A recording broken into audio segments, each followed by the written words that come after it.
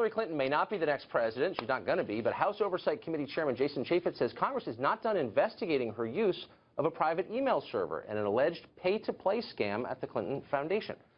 Chairman Chaffetz joins us now. Mr. Chairman, great to see you. Hey, thanks for having me. So this is going to continue. Why? Well, we got to get to the truth. It was never about the political targeting of Hillary Clinton, but she did create one of the biggest security breaches in the history of the State Department. So we have tens of thousands of documents we still haven't seen. You have more than Hillary Clinton involved in this. You have dozens of people within the bowels of the organization. You have the Undersecretary of Management, Patrick Kennedy, who says he was able to bury documents down into the bowels of the State Department by misusing a FOIA designation, a Freedom of Information Act designation.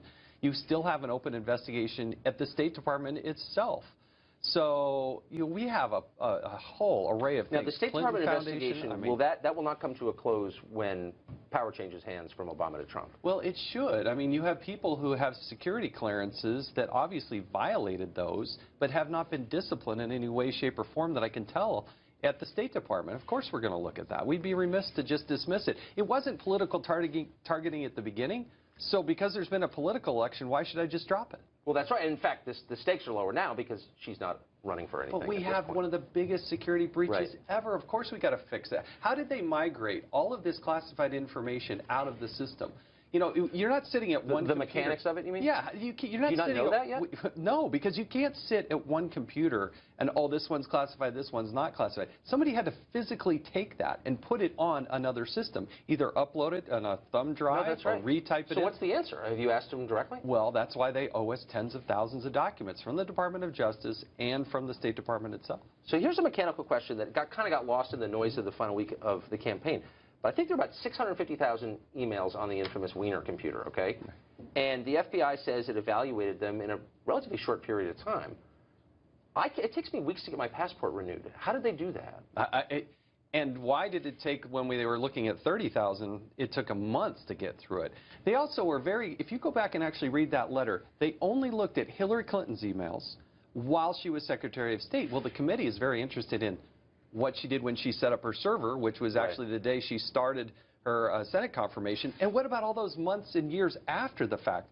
Because we still, here in 2016, getting ready to celebrate New Year's, we still don't have the documents that go back to 2009. If you were president, newly elected president, would you keep Comey on as FBI director? Look, I am not in the position to make that direction. Do you have confidence in him personally? Yes, I do have confidence in him. I have nothing to believe that he was politically motivated.